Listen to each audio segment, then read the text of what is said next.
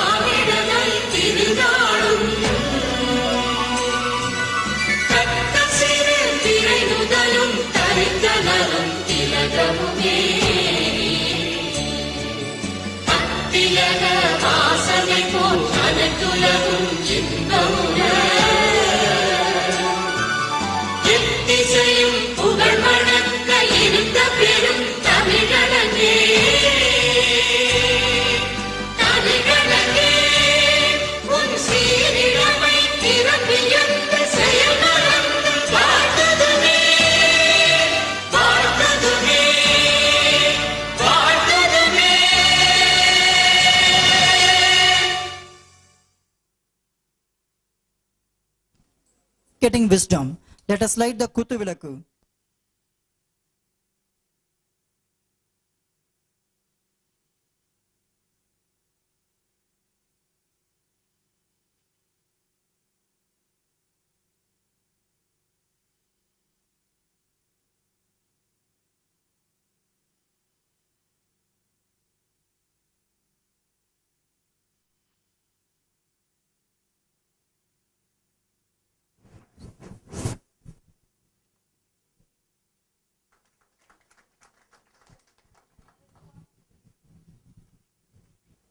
Virtuous and versatile intellect, Dr. S. Arumugam, Dean Academics, to address the gathering.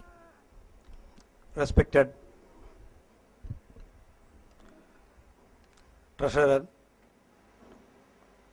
our Governing Council Member, Sri S. Vinath Kumar Sir, respected Principal, Dr. R. Prakasam Sir, respected CAO, Sri T.V. Parthasarathi Sir, respected Director, Training and Placement, Dr. Rajini Madam, and today's key persons and the most respected chief guests, Sri P. Thangavelu, Technical Director, Habasit Lagago, Private Limited, Coimbatore, and Dr. P.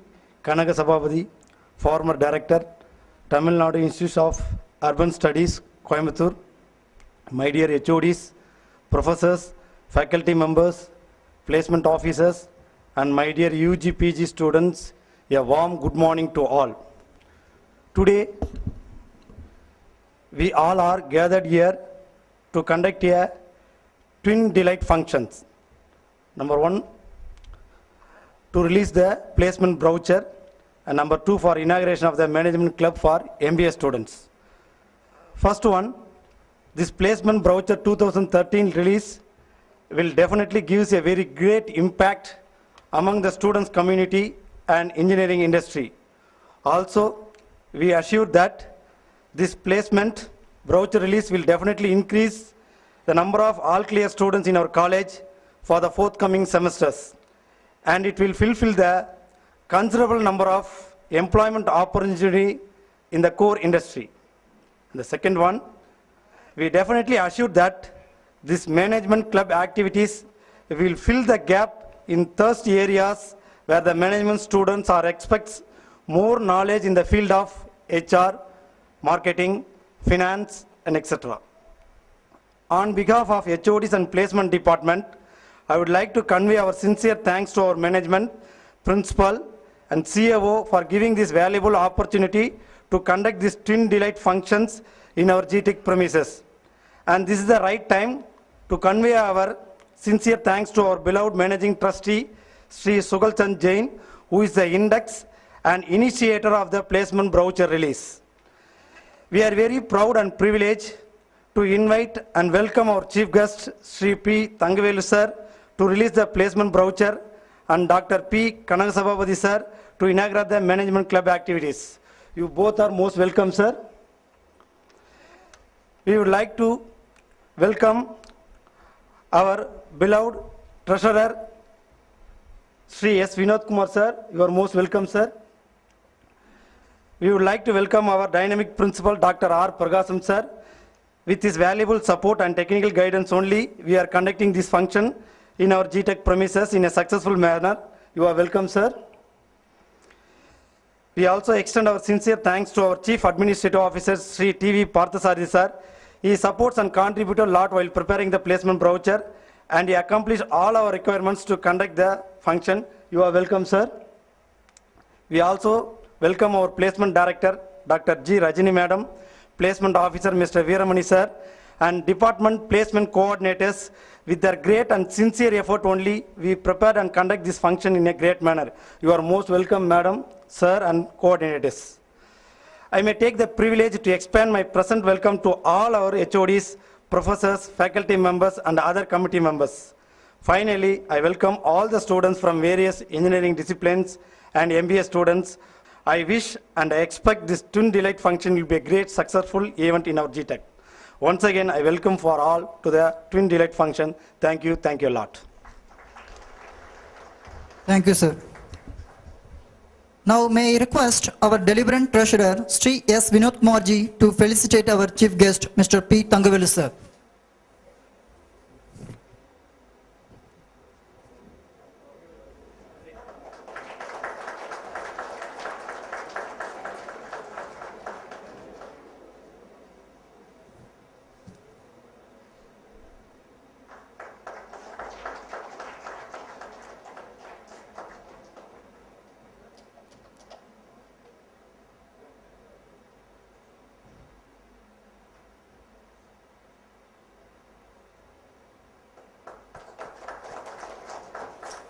May I request our treasurer, Sri S. Vinod Kumarji, to honor our special guest, Dr. B.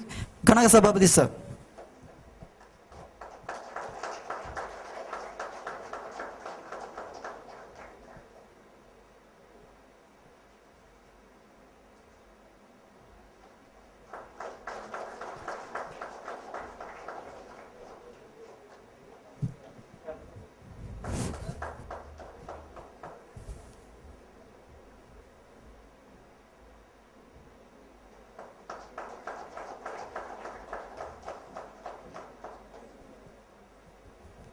Now, may I invite our beloved principal, Dr. R. Pragasam sir, to honor our treasurer, Sri S. Vinod Kumarji.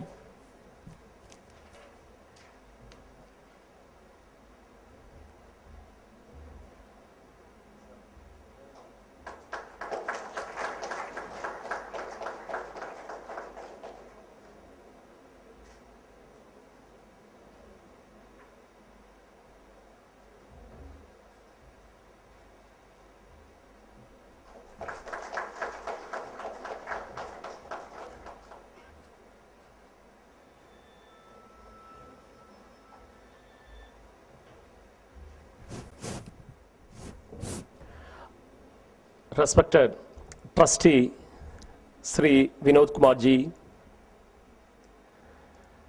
respected Chief Guest of today's functions, Sri Thangavelu, Technical Director, Habasiti Ayakoka Private Limited, Coimbatore, respected Management Guru of the Contemporary, Dr. P. Kanagasabapathy, former Director, Tamil Nadu Urban Studies,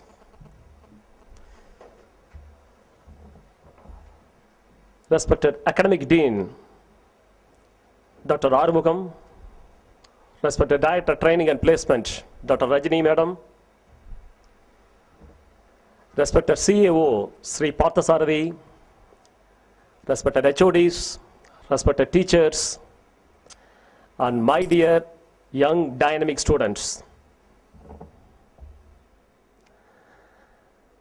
I feel extremely delighted and happy to preside over this important function. The function is termed as Twin Delight. But I see the term, it is not Twin Delight, it is Three Delight. There is a reason for that. There are three reasons, or we can call in Tamil as Mupperum Villa. The first one, as it has been mentioned in the invitation, it is the release of the placement brochure. The first time in the history of Tamil Nadu Engineering Colleges, GTech is bringing out the placement brochure.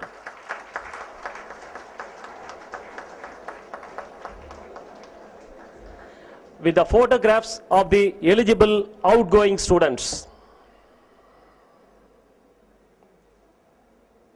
We are going to send this placement brochure to nearly about 1,000 industries.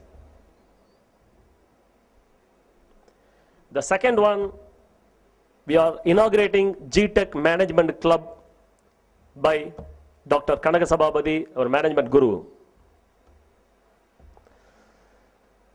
Third, the very important thing is, the first time in the history of GTech, we are conducting the placement interview today. From the company called Rural Sources. So, I strongly feel that this is the Mupperum Villa in the history of GTech, and I strongly believe that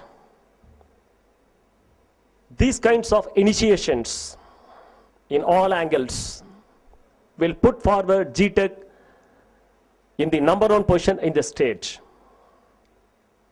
As such, academically, we are proving ourselves with 14 Anna University rank holders in the last year. We are standing first in Vellore and Thiruvannamalai zone.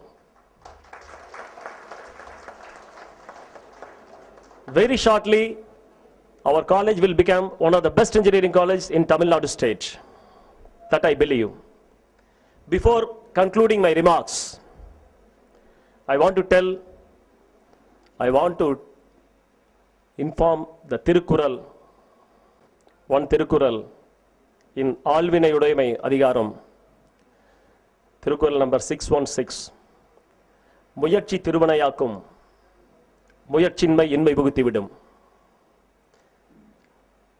With these words, I wish this function to be a grand success, and I wish all my eligible final year outgoing students to get placed. All my students should get placed in multinational companies, in best companies. And with these words, I wish you all good luck. Thank you.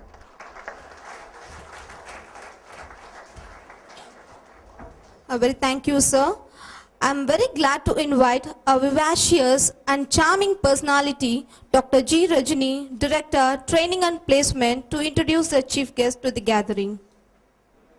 Most respected and magnificent chief guests of today's August gathering, a chief mentor, Sri Vinod Ji, exemplary principal sir, pious academic dean sir, collaborative CAO sir, most cooperative HODs, elegant faculties, and my dear sparkling students, a hearty good morning to one and all. I feel proud and privileged to disseminate some information about the guests of honor. Let me start with Sri P. Thangavelu Avargal.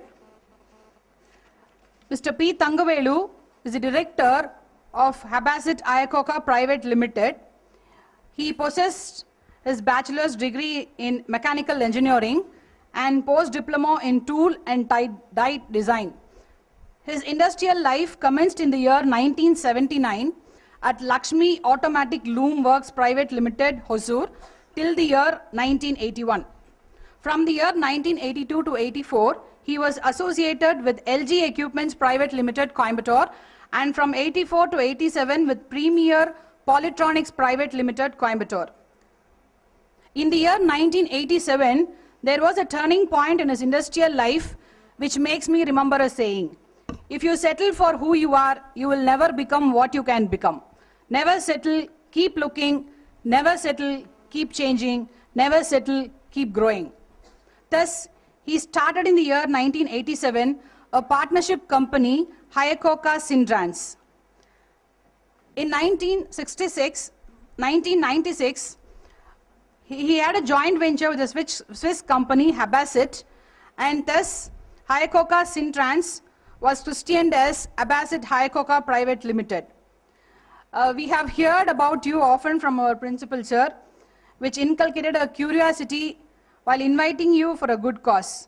We feel really happy to have you amidst us, and I wish to convey that our students are lucky enough to get their placement brochure released from such a successful industrialist.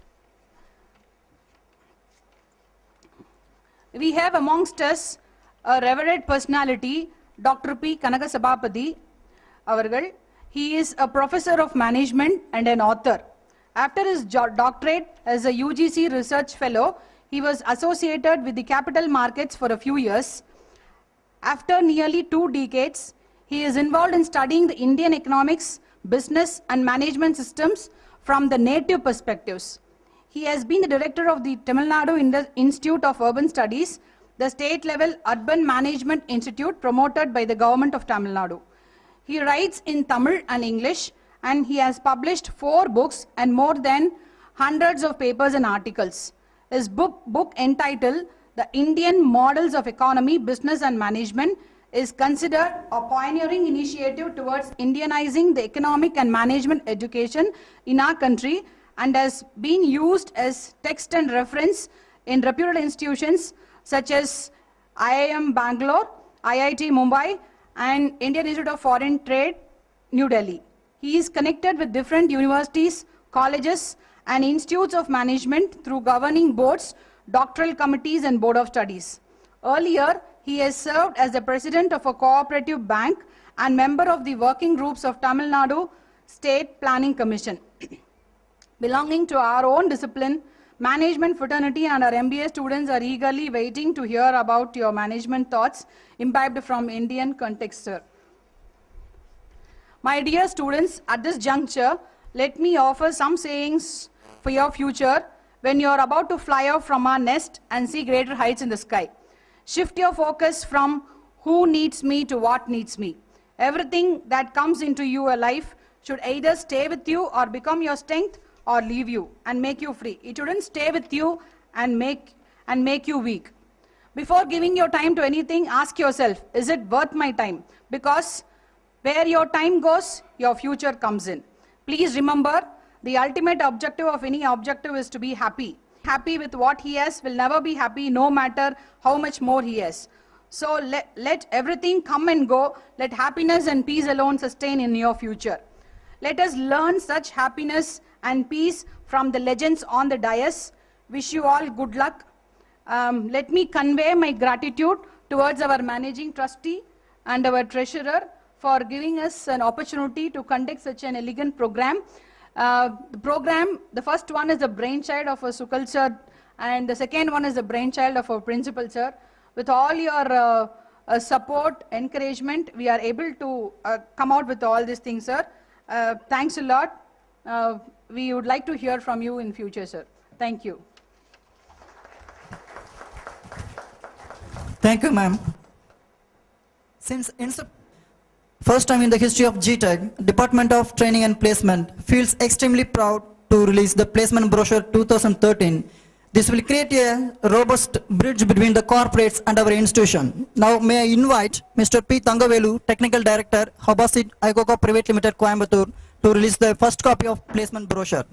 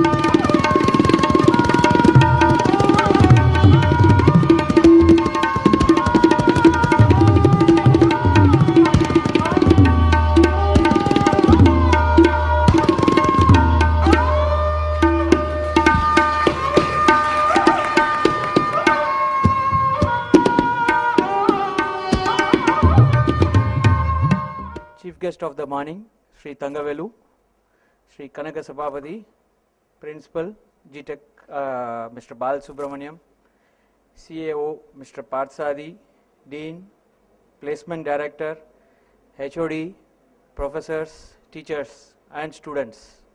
Good morning, one and all. It gives me immense pleasure to meet you all at this today's function, Twin Delight, which is a combination of the release of the Placement Brochure 2013 and inauguration of GTech Management Club. The ultimate objective of any student is to get placement or to become an entrepreneur. As the latter involves risk, most of them prefer placement, at least in the early stages of their career.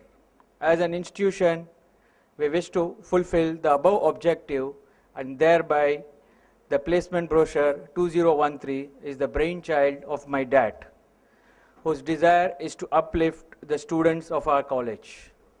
As the destiny of our country is determined in the classroom, I take this opportunity to congratulate the efforts of our principal, HOD, and all the faculties who had nurtured the students to this level. On behalf of the board of GTech, I extend my heartfelt thanks to the chief guest of today's function, Mr. P. Thangavelu sir, and Mr. P. Kanaka Sabapathy sir, who have come all along from Coimbatore to address you. I wish the students fabulous future with good placement offers. I would like our students to put forth their diligent efforts in all their forthcoming endeavors and prove their competencies. We would like to meet the present students after some days in alumni meet as a successful employee or entrepreneur in a reputed organization. Wish you all good luck. Thank you.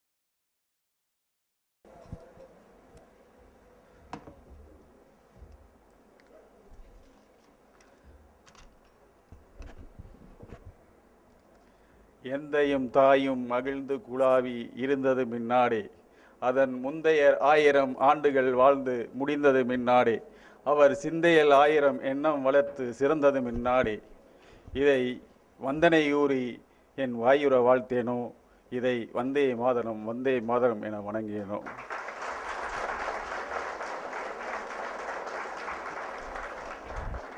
வாழ்க வையகம், வாழ்க வளமுடன். Respected elders, dear brothers and sisters, you should all proud of being Indian, and you should all respect your mother tongue.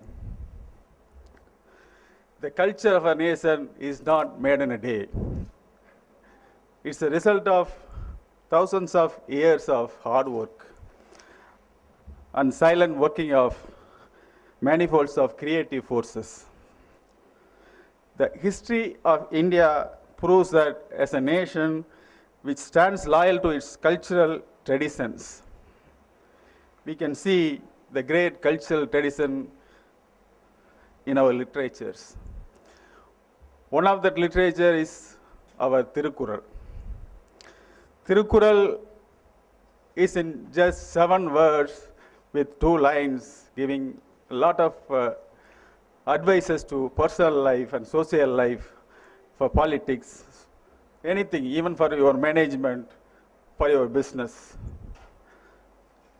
No area of human thoughts has been left untouched by this great saint. He touched deep into the aspects of life of people, those who lived in those times, and even it suits for present time.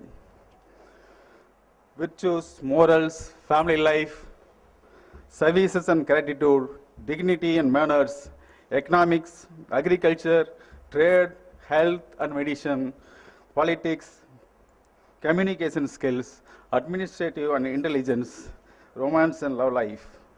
Even after 2000 years, his words teaches us how to live our life. For example, he describes and asserts for a human code of conduct to the mankind. 10 important great self asserts each one of us should have. Anbudamai, love and kindness, adakkamudamai, self-control, ஒழுக்கமுடைமை, good decorum, discipline and conduct, பொறையுடைமை, forgiveness, Arul, wisdom, ஊக்கமுடைமை, motivation and willpower, ஆழ்வினை உடைமை, manly effort, பண்புடைமை, நாணுடைமை, sensitiveness to same. One of my favorite குறள் in வினை தூய்மை, purity of action. ஈன்றால் பசியான்பால் ஆயினும் செய்யற்க சான்றோர் பழிக்கும் செயல். Even when your own mother is in starving or hunger, don't do or act against the society or law of society. ஆகுல நீரபர.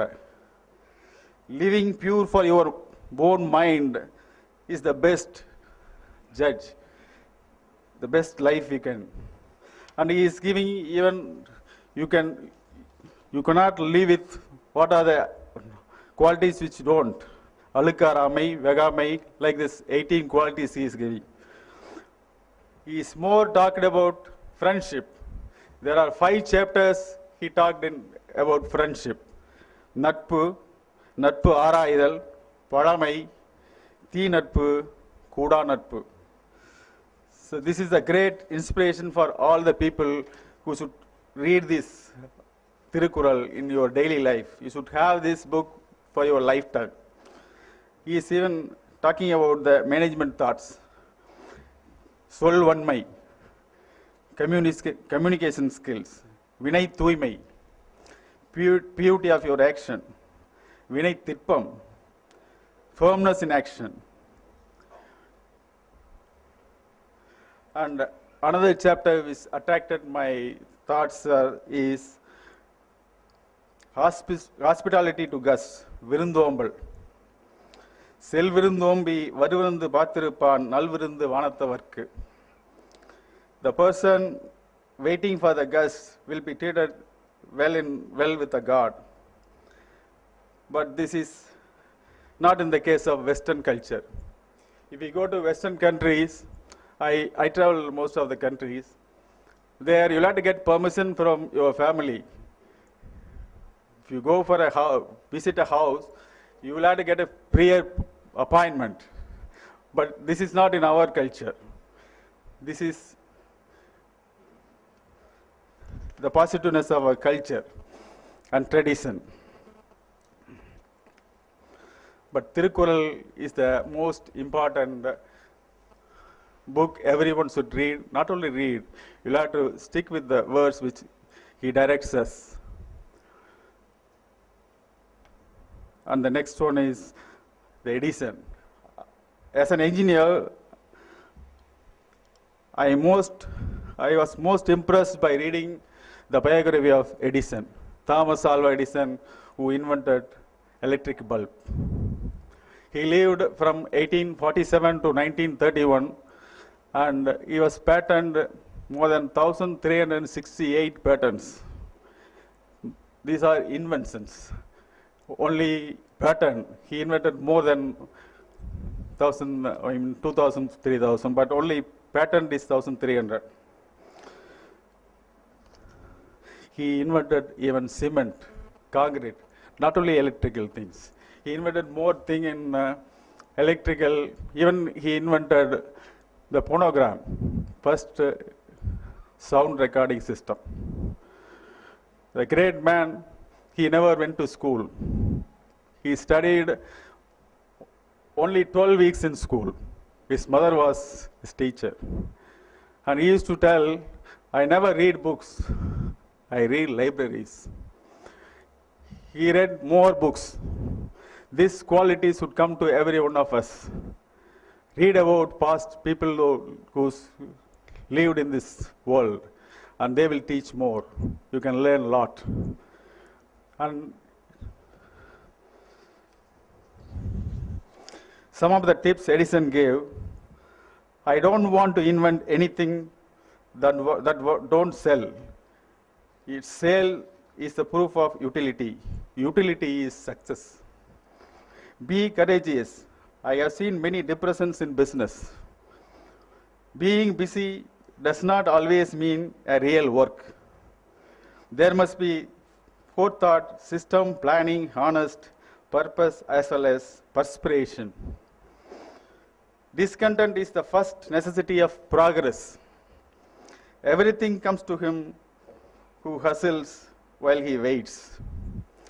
Genius is 1% inspiration, 99% perspiration. Perspiration means hard work. Great idea originates in the muscles, hard work. I am proud of the fact that I never invented weapons to kill. I have not failed, I have just found 10,000 ways that don't work. He is describing out his failures. Everything that surrounds us that exists proves that there are infinite laws behind it is mathematical in its precision. I never miss a day's work in my life. It was all fun. Many of life's failures are people who did not realize how close they were to the success when they gave up. Non-violence leads to the highest ethics. This is the theory of Mahatma Gandhi, which everyone respects, which is the goal of all evolution. Non-violence is the goal of all evolution. This was Edison's thought also. Our greatest weakness lies in giving up the most certain way of success to try just one more time. There is a way to do it better, find it. There is no substitute for hard work. The value of an idea lies in using it. To invent, you need a good imagination and a pile of junk. Results. I have got lots of results.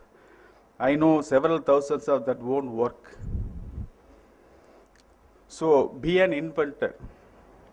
Start to become an entrepreneur by inventing things. Being an entrepreneur, if you succeed, you can give life to at least 10 or 20 people first, then it may be increased to hundreds of thousands. So being an entrepreneur, you can employ people instead of getting an employment. If you fail, maybe you and your family may disappoint for a few days, few years. Maybe you can again become an entrepreneur.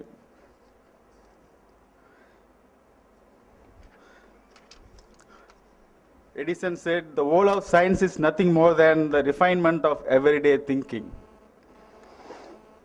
So, being an entrepreneur, I wish you all success in your career. I am happy to release the brochure, which is the great work by your people, your management. This will help the next generation students also. Thank you.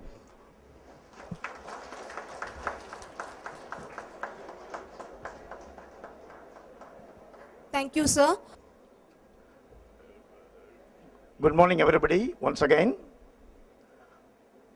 Our respected chief guest, Mr. Thangavelu, and our beloved Dr. Kanakasababadi, and our beloved principal and academic dean, and our Chris Gale of GTech, Dr. Rajini, and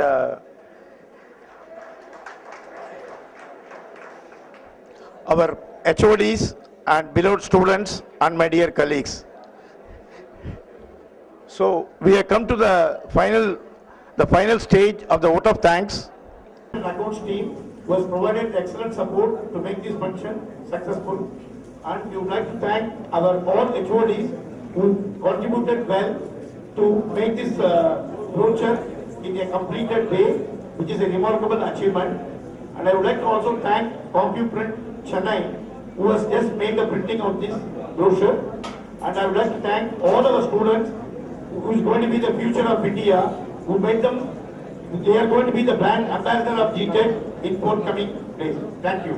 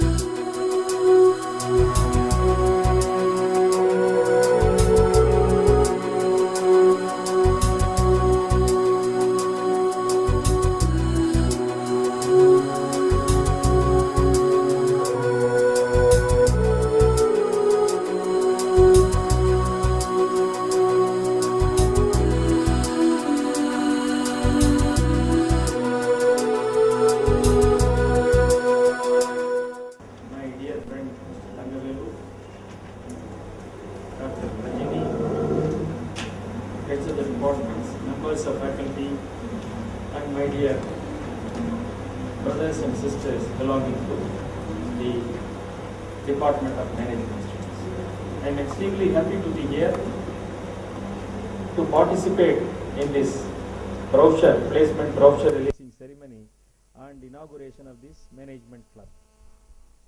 I am particularly happy, in fact, we are delighted in many ways to attend this Twin Delight program.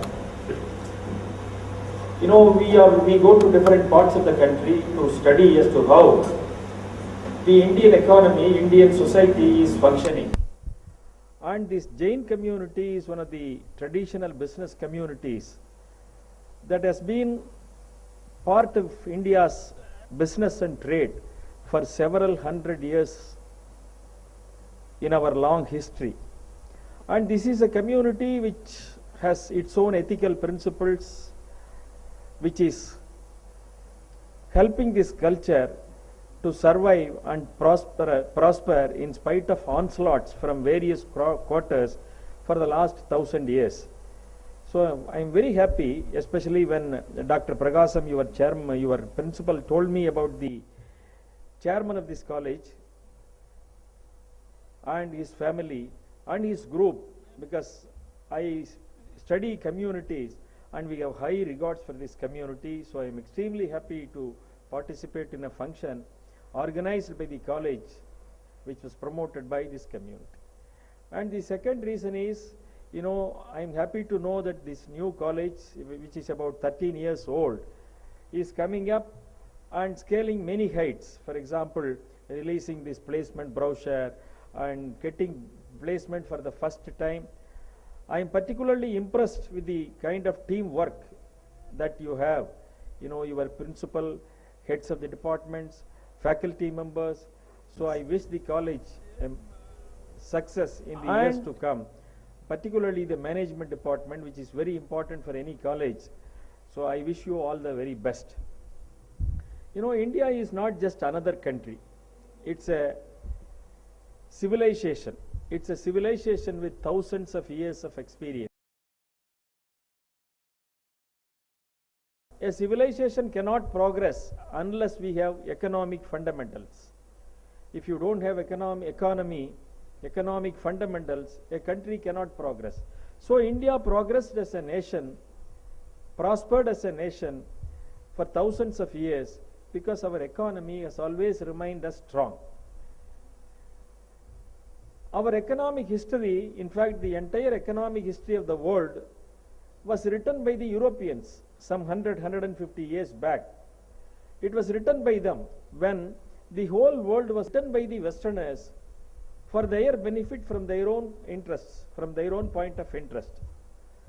In 1983, for the first time, one Belgian economist by name Paul Bairoch, he made a startling observation. He said that till the 19th century, China and India were the most prosperous countries. This was made for the first time some 30 years back. The whole world was stunned because, you know, everybody was believing, based on the Western theories, European scholars of the last 150 years, that the whole economic development in this world came through the Industrial Revolution in the 18th, 19th centuries. So we were all basically poor countries.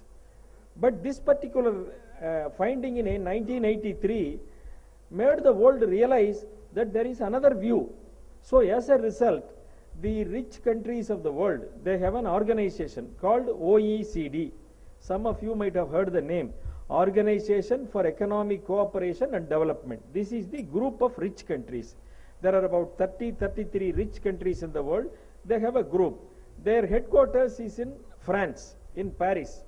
So they organized a study to know the history of economy during the last 2000 years, because for the Westerners, world means only 2000 years. Before that, they don't have history. So for the last 2000 years, how the economy is developed, this was the object of the study. So as a result, they undertook a study, and in 2001, they published this study. The chief who organized this study is an economic historian by name Angus Maddison. So this is called Angus Maddison study. He is no more now. He died a few years back. So he wrote a book titled A Millennial History of the World. It was released in 2001. The book changed the entire discourse on economy in the whole world. Unfortunately, we in India, especially in our curriculum, we don't discuss this much because we are still dependent on the Western ideas and Western conclusions. But in the West, it has created a change of opinion. What does this Angus Maddison say? Angus Maddison said during this 2000 years, you know, this is called the Common Era. We are in the 2013th year of the Common Era. He said during the beginning of this Common Era, 2013 years back, when you take the global economic output as 100 for the sake of convenience, India's contribution was 33%. So 1/3 of the global wealth was here when 2013 years back. So India was the most powerful economy in the world. And who was following us? China was following us with 26% share. And the countries around us in Asia, like Japan, smaller countries, they all contributed 17%. So they said it was all along an India-led, Asia-dominated economy in the world.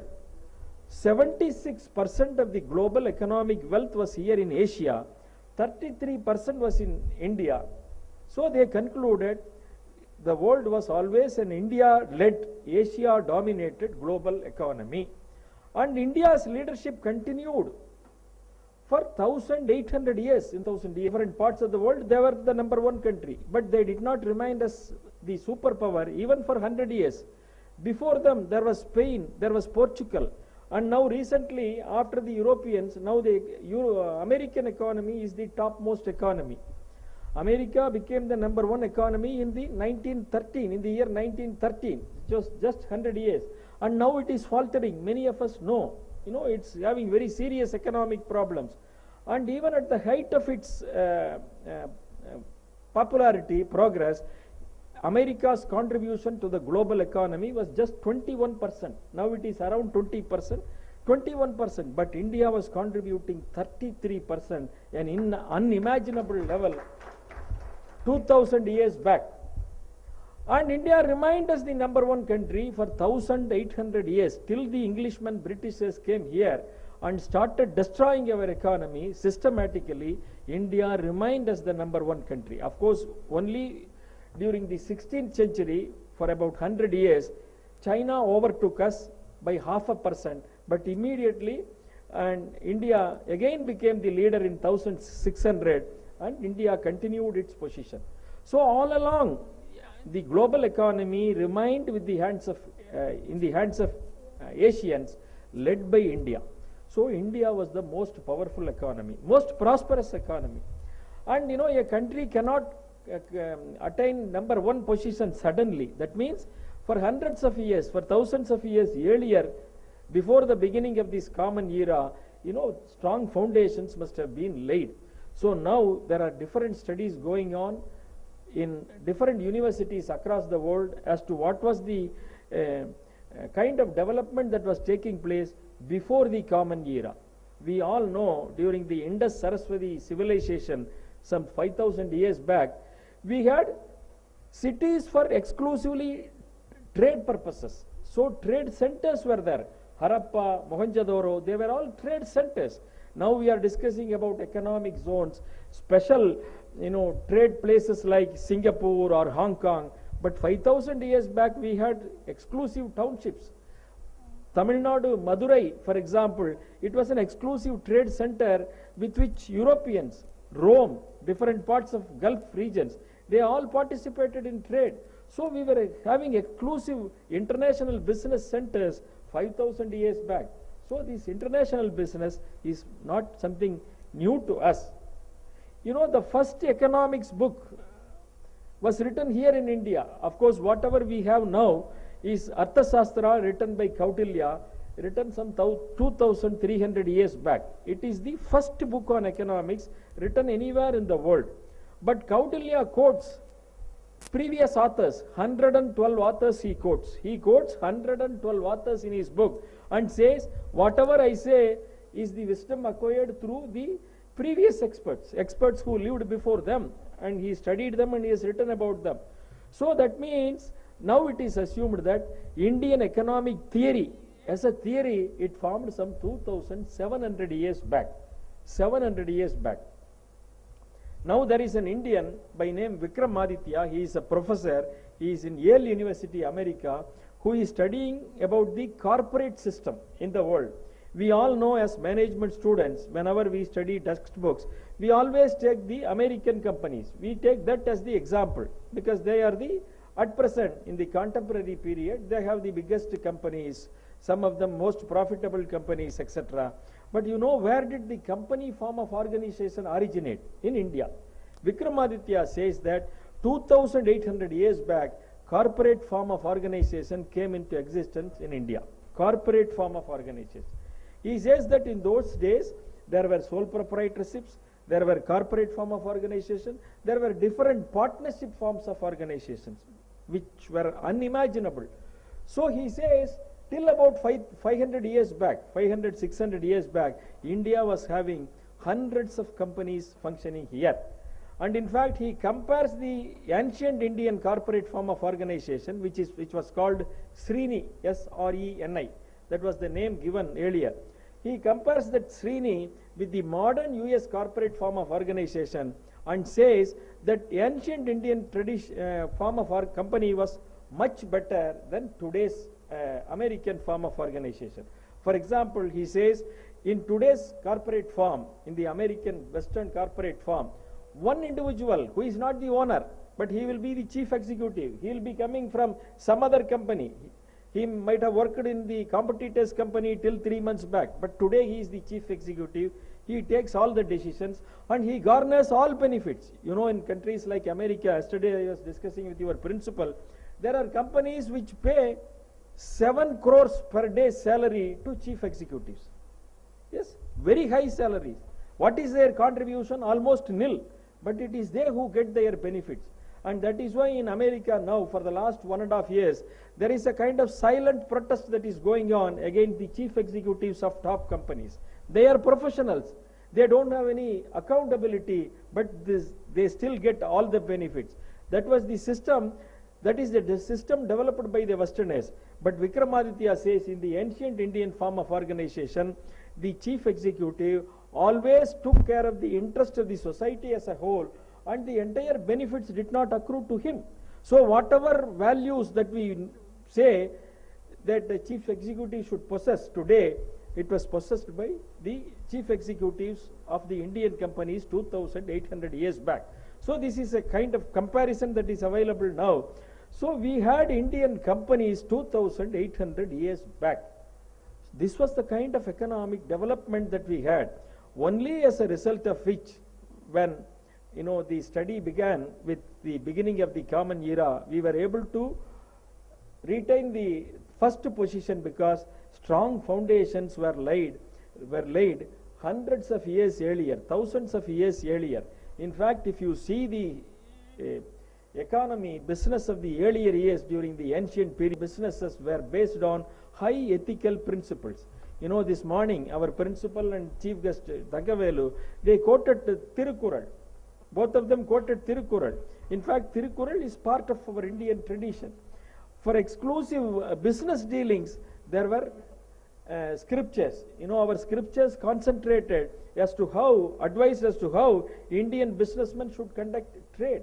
For example, for Jains, they have their own teachings. Community in those days, there are exclusive moral principles for doing business. And this is how businesses were conducted. And that is why we continue to remain as a prosperous economy for thousands of years. Why Western nations are not able to keep up their prosperity? Because there is no value. You become rich in 1 or 2 generations, the next generation will spoil. But in India, that was not the case. So our Indian economic model, our business model, our management model was based on high ethical principles. This is what we have to understand. And it was this country with high prosperity, achievements in different areas. If I begin to tell you, there will not be enough time. We were the pioneers in different fields, whether you take science, technology, education. All of us know the first university in the world was established here in Takshashila 2,700 years back. The first university in the world.